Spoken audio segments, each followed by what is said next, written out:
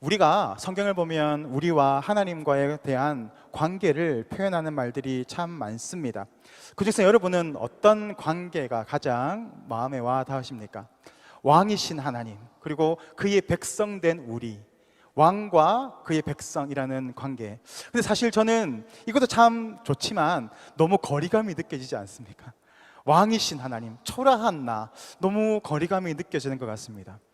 그래서 또 다른 부분을 보면 아버지와 또 아들이라는 이 부모와 자식 간의 이런 관계에 대해서 말씀하기도 합니다. 이것도 참 마음에 드시죠. 근데 사실 저는 개인적으로 제 아버지가 되게 엄하셔서 아버지 하나님이라고 하면 약간 이 무서운 그런 느낌이 좀 있어서 이것도 조금 저 개인적으로는 그렇게 와닿지는 않습니다. 그러면 부부의 관계는 어떻습니까? 주님 우리의 신랑이시고 우리는 주님의 신부이다. 사실 이것도 사실 힘듭니다. 저희는 남자잖아요. 이게 항상 무슨 뜻인지는 알겠지만 나는 주님의 신부 그러면 왠지 조금 꺼리낌 그런 부분들이 있거든요. 그래서 보면 그 기독교 통계를 보면 우리 한국 교회에 여성 비율이 조금 더 많아요. 55%, 남자의 비율이 45%거든요. 아마 여기도 약간 문제가 있지 않을까 생각을 합니다. 저는 사실 개인적으로 이게 참 좋습니다. 친구 대신 예수님. 참 이게 참 마음에 듭니다. 왜냐하면 친구는 어떻습니까? 부모님도 너무 좋고 또 아버지도 좋고 그렇죠. 그렇지만 사실 이 친구의 관계는 참 허물이 없이 그리고 무엇이든지 말할 수 있지 않습니까? 엄마 아빠에게 부모님에게 말할 수 없는 문제들도 친구에게는 잘 말할 수 있고 부부의 관계가 아무리 친밀하더라도 또 부부의 관계에서 말하지 못할 문제들이 있는데 그런 친구들, 마음을 터놓고 있는 친구들과 그런 문제를 나눌 수 있는 것, 나의 고민을 나누고 또 나의 또 문제들을 또 나눌 수 있는 그런 관계, 친구의 관계에 대해서 참 저는 마음에 참 와닿습니다. 그래서 예수님이 나의 친구이고 나와 늘 함께하고 내가 힘들 때 나와 동행해 주시는 그 예수님을 우리가 바라보며 나아갈 때 참 위로가 되는 것 같습니다. 어떤 부자 아버지가 그 친구를 너무 좋아하고 있는 그 자신의 아들을 깨우치기 위해서 이런 이야기를 했다지요. 우리 집이 망했다고 얘기를 해라. 그러니까 어떻게 합니까? 그렇게 구름대같이 있던 친구들이 다 떠나가기 시작하고 그동안 말하지 못했던 섭섭한 것들 다 얘기하고 그렇게 비난을 하더라는 겁니다. 그러면서 이 친구들이 이게 정말 친구가 아니었구나.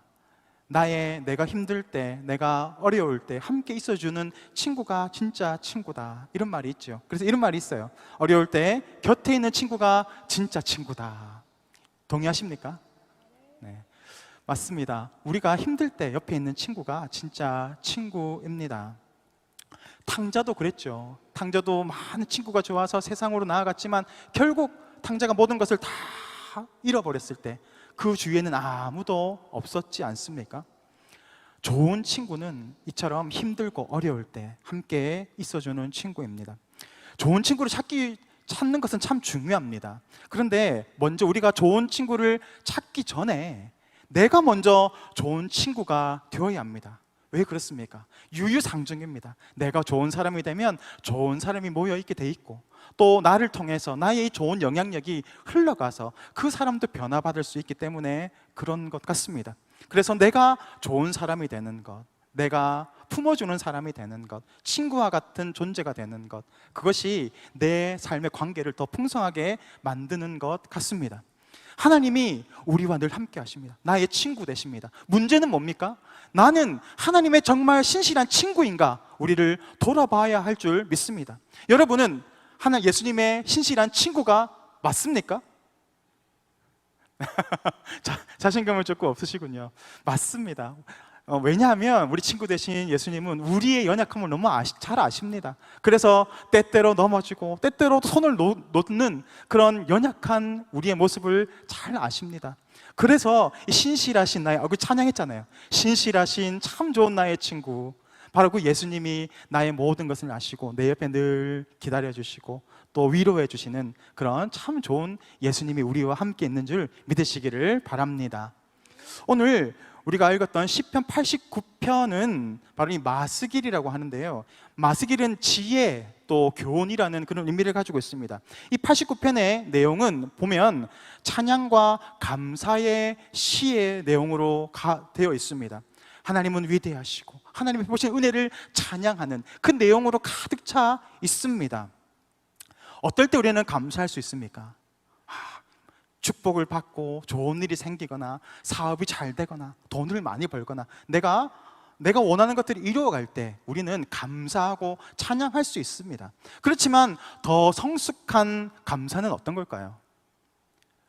찬양의 가사처럼 때로는 가져가심도 감사, 때로는 거절하심도 감사, 이만하기를 감사, 더 채워주실 것을 믿고 믿음으로 감사하는 것, 그것이 바로 성숙한 감사의 내용일 줄 믿습니다. 내가 하나님과의 신실한 관계가 되어 있다면 우리의 감사 내용 역시도 그러할 것입니다. 때때로 내 마음대로 되어지지 않고 환경이 닫혀 있고 어렵고 마음의 절망과 낙심이 온다 할지라도 신실하신 하나님의 나와 함께 하심을 바라보면서 오늘도 감사할 수 있는 그런 신앙이 건강한 신앙이고 하나님이 기뻐하시는 신앙인 줄 믿습니다. 오늘 우리가 읽었던 이 89편의 내용은 바로 그 배경은 이렇습니다. 국가적인 위기 가운데 처해 있다라는 겁니다. 내용과 맞지 않지 않습니까? 지금 감사와 찬양이 흘러넘치고 주님의 인자하심과 자비하심과 위대하심을 높이고 있는데 지금 상황은 전혀 그렇지 않다는 겁니다. 지금 이 시대, 국가적인 위기의 시대 가운데 있습니다. 바로 르호보암 왕 이 시대를 배경으로 하고 있는데 르호보암 왕의 시대에 어떤 일이 있었습니까? 나라가 갈라지잖아요. 열지파 북이스라엘과 남유다로 나라가 갈라지기 쪼개지는 그런 국가적인 위기의 상황 가운데 있다라는 겁니다. 우리는 분단 국가입니다. 우리는 그 아픔을 너무나 잘 알고 있지 않습니까? 내 개인적인 문제뿐만이 아니라 이 나라의 문제, 너무너무 큰 절망의 상황 가운데 있는 겁니다. 그런데 그러한 상황 속에서 오늘 시인이 노래하는 것이 바로 그런 거죠. 하나님께 감사하고 있고 찬양하고 있다라는 겁니다. 오늘 이 시편의 시인은 에단이라고 하는데요, 바로 이 88편의 헤만의 형제입니다. 성가대 지휘자거든요. 그가 이러한 찬양을 드리고 있는 것, 감사의 찬양을 드리고 있습니다. 하나님은 이 감사를 통해서 영광을 받으십니다. 시편 50편 23편에 감사가 하나님을 영화롭게 하나니라고 합니다. 때로 감사할 수 없는 그러한 상황 속에서도 내가 감사하고 하나님께 영광을 올려드리면 하나님은 그러한 감사를 가지고 영광을 받으신다라는 것이죠. 정말 절망의 상황 가운데 아닙니까? 앞이 보이지 않는 그런 답답한 상황 가운데에서 시인은 하나님의 위대하심과 하나님의 신실하심을 찬양하고 있습니다. 때로는 하나님의 그 언약의 그 관계가 깨어진 것처럼 보입니다. 그런데 그럼에도 불구하고 하나님의 신실하심을 바라보는 것, 그것이 바로 진정한 믿음 아닐까요? 아브라함은 어떻습니까? 그는 믿음의 조상이었습니다. 하나님에게 약속을 받았습니다. 너를 통해서 위대한 민족을 세워갈 것이라는 정말 위대한 약속을 받았습니다. 그렇지만 그의 삶을 보십시오. 그의 삶을 바라볼 때 그는 99세까지 자식이 없었습니다. 하나님이 주셨던 그 약속을 온전히 받아 누릴 환경이 되지 않았습니다. 하나님의 약속은 깨어진 것 같습니다. 하나님은 더 이상 약속을 지킬 의지가 없는 것처럼 보입니다. 그런데 그럼에도 불구하고 아브라함은 끝까지 하나님의 약속을 신뢰하며 나아갔습니다. 그때 하나님은 그 아브라함의 믿음을 보시고 그를 의롭게 여기시고 그 약속을 신실하게 이행해 가심을 우리는 바라봅니다. 요셉은 어떻습니까? 요셉에게 하나님은 꿈을 통해서 비전과 꿈을 허락해 주셨습니다. 약속해 주신 거죠. 그런데 그 비전대로 그 삶이 이루어집니까? 반대죠. 오히려 하나님의 그 약속이 파괴된 것처럼 보입니다. 절망 가운데에서, 노예의 삶 가운데에서 때로는 억울한 일을 당하고 감옥에 갇히고 거기에서도 이중 삼중으로 큰 어려움을 당합니다.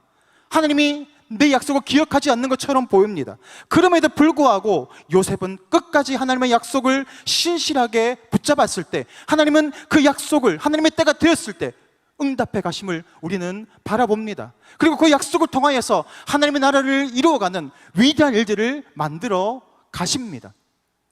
그것이 바로 성경에 나오는 위대한 인물들이, 승리했던 인물들이 믿음으로 승리하였던 그 이유입니다. 약속을 바라보고 끝까지 믿음으로 버텨내는 것. 그러면 하나님은 그 약속을 믿음을 통하여서 하나님은 그 신실하게 약속을 이루어 가시더라라는 겁니다. 이 시대도 그렇지 않습니까? 이 시대에도 하나님의 약속을 붙잡고 살아가는 그리스도인들이 있습니다. 그런데 그들의 삶을 바라보면 그 약속대로 흘러가지 않는 것처럼 보일 때가 훨씬 더 많습니다. 저 역시도 그렇습니다. 하나님이 주신 약속이 있습니다. 그런데 정말 보이지 않습니다. 그런데 낙심하지 않습니다. 왜냐하면 저에게는 믿음이 있기 때문입니다. 하나님의 때에 반드시 그 약속을, 위대한 약속을 이루어 가실 거라는 그 믿음을 가지고 있기 때문에 저는 반드시 잘 될 것입니다. 아멘? 여러분도 마찬가지입니다. 여러분이 주셨던 그 약속들이 있을 것입니다. 그 약속을 환경과 상황 가운데서 판단할 것이 아니라 믿음의 눈을 들어서 신실하신 하나님을 바라보며 오늘도 그 약속을 지켜나가실 하나님을 신뢰하며 나아가시기를 주님의 이름으로 축복합니다. 오늘 그렇다면 이 시인이 바라보았던 약속은 어떤 걸까요? 다윗에게 주신 약속을 바라보았다라고 4절에 말하고 있습니다. 우리 4절 말씀인데요, 다 같이 읽을까요? 시작. 내가 내 자손을 영원히 경고히 하며 내 왕위를 대대에 세우리라 하셨나이다. 아멘. 지금 이 에단이라는 이 시편의 시인이 붙잡고 있는 약속은 바로 하나님께서 다윗에게 주셨던 다윗 언약을 붙잡고 있다라는 겁니다. 이것은 단순히 다윗이라는 한 사람에게 주어진 개인적인 약속이 아닙니다. 다윗을 필두로 한 그에게 속해 있는 모든 이스라엘 백성들에게, 그리고 영적인 이스라엘 백성들에게까지 흘러내려가는 위대한 언약입니다. 이 약속을 통하여서 하나님은 위대한 일들을 이루어 가시기 시작합니다.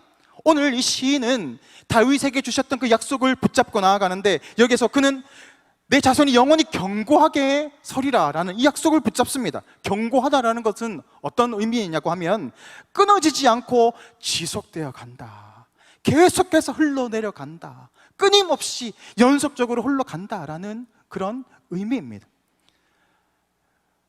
지금 시인이 붙잡고 있는 것, 하나님의 그 신실하신 약속이 반드시 이 시대를 흘러서 지속적으로 끊임없이 내려간다라는 그 믿음으로 이 약속을 바라보고 있는 것입니다. 그리고 그 다음에 내 왕위를 대대에 세우리라 라고 하는 그 약속을 붙잡고 있는데, 이것은 어떤 의미일까요? 세 가지 의미를 가지고 있습니다. 첫 번째는 너의 왕이라고 할 때 바로 이 다윗이 다스리는 이상적인 나라를 바라보게 합니다. 다윗은 이스라엘의 가장 위대한 왕입니다. 바로 이 다윗이 다스리는 나라와 같은 이상적인 나라를 하나님이 이루어 가시겠다라고 하는 약속인 것이죠. 그런데 인간적인 눈으로 인간적인 계보를 바라보십시오. 다윗, 솔로몬, 르호보암, 아사, 요사밧, 계속해서 왕이 흘러가면 갈수록, 내려가면 갈수록 그 모습은 어떻습니까? 더 단단해집니까? 아니면 더 무너지는 것 같습니까? 무너지는 것 같지 않습니까? 결국에는 요야김, 시드기야, 이 왕에 이르러서는 거의 폐허가 될 지경까지 이르게 됩니다. 하나님의 약속이 이루어지지 않는 것처럼 보입니다. 그런데 그것은 하나님의 뜻이 아닙니다. 인간적인 계보로 흘러가는 것, 그것을 바라보는 것도 오히려 저주의 모습일 수 있습니다. 우리가 믿음의 눈을 들어서 바라봐야 하는 것들은 하나님이 어떻게 하나님 나라를 이루어 가시는가 하는 것입니다. 다윗의 그 계보를 통한 위대한 하나님의 그 아들이 성육신 하심으로 그 다윗의 위를 이어가서 영원한 하나님을 이루어 간다라고 하는 그 약속, 메시아를 통한 하나님의 나라를 세워가는 그 약속이 오늘 이 다윗 약속 가운데 있는 것입니다. 그리고 시인은 그 메시아, 위대한 그분이 오셔서 이스라엘을 다스려 갈 때 그 아래에서 나는 그분의 백성이 되어 간다 라고 하는 그 이스라엘 백성들의 삶을 바라보고 있는 것입니다. 다윗을 보십시오. 다윗이 그 이스라엘 나라를 다스려 갔을 때 그 나라가 어땠습니까? 매우 강력한 나라가 되었습니다. 한 번도 패하지 않는, 그러나 그것은 고난과 어려움이 없는 것이 아닙니다. 다윗 시대에도 어려움이 있었고 아픔이 있었고 또 수많은 문제들이 있었지만 하나님은 결국 그러한 문제를 역전시키셔서 다윗의 위대한 통치 아래 이스라엘 백성들을 이끌어 가심을 바라보게 됩니다. 시인이 바라보는 것이 바로 이것이죠.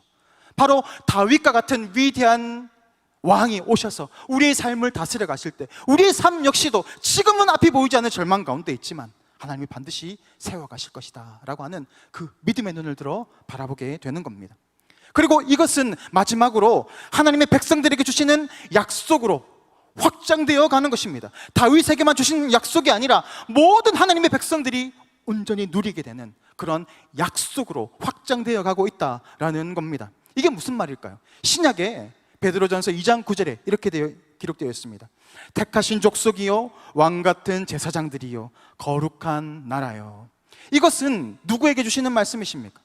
예수님을 통하여 이 다윗의 왕이, 하나님의 나라가 온전히 세워졌고 왕위가 완성이 되었고, 그리고 이제는 그 다윗의 왕의 권한을 모든 하나님의 백성들에게 분배해 주신다라는 겁니다. 그러니까 지금 저와 여러분 역시도 예수님을 통하여서 우리 역시 다윗이 누렸던 그런 왕과 제사장과 같은 위대한 하나님의 존재로 우리를 세워주셨다라고 하는 것이죠. 오늘 시인이 왜 그런 절망의 상황 가운데에서 기쁨으로 찬양하고 노래할 수 있습니까? 바로 이러한 믿음을 붙잡고 있었기 때문에 그렇습니다.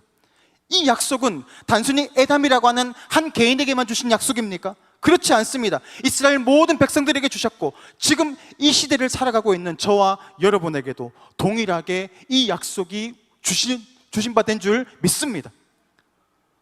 우리는 그것을 믿음으로 받아 누리면 됩니다. 믿음으로 바라보고 나의 삶의 모든 문제를 하나님께 아뢰고 또 하나님께 맡겨 드릴 때, 그분을 의지할 때 하나님 우리의 삶을 이루어 가십니다. 그러므로 왕이신 하나님께 우리의 삶의 문제를 아뢰고 의지함으로 나아갑시다. 그것이 바로 오늘 시인이 하나님 앞에 기뻐하며 하나님께 찬양하며 나아갈 수 있었던 그런 승리자의 모습인 줄 믿습니다. 우리 삶에 여러 가지 문제들이 있을 줄 믿습니다. 그러나 그것들을 바라보는 것이 아니라, 앞이 보이지 않는 막막한 상황을 바라보는 것이 아니라, 오늘도 저와 여러분에게 주셨던 그 약속들을 믿음으로 바라보고 오늘도 반드시 나를 도우시리라, 나를 이렇게 세우시리라, 위대하게 사용하시리라 라고 하시는 그 약속을 믿음으로 받아 누리시는 복된 성도님들 되시기를 주님의 이름으로 축복합니다. 다 같이 기도하겠습니다.